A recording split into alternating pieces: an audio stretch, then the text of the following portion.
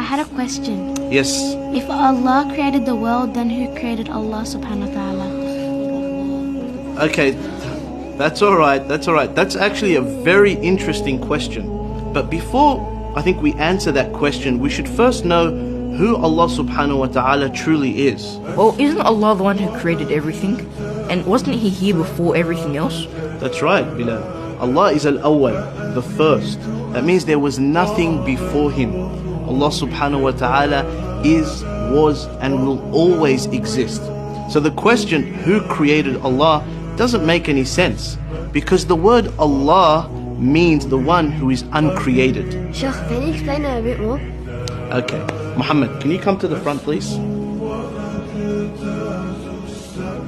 So Muhammad, can you draw for us a square that's also a circle?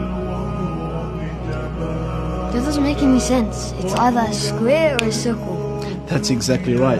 Thank you, Muhammad. You can go to your seat now. So, asking the question, who created Allah, is like asking somebody to draw you a squared circle. It just doesn't make any sense. I get it now, Sheikh.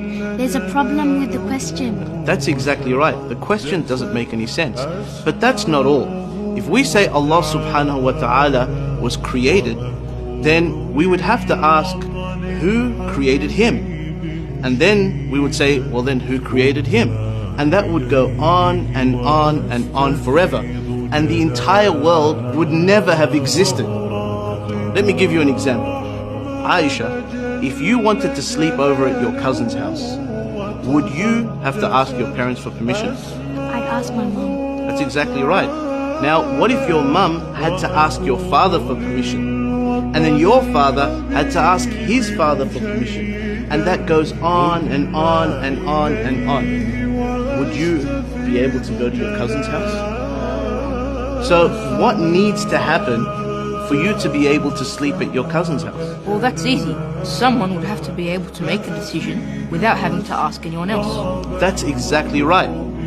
Likewise, the world would never have existed unless Allah had created it without relying on somebody else. For if He had to rely on somebody else, this world would never have existed. It is necessary for this world to have a creator that is awesome, He is absolutely powerful, He is uncreated, and He is the originator of all things, and that is Allah.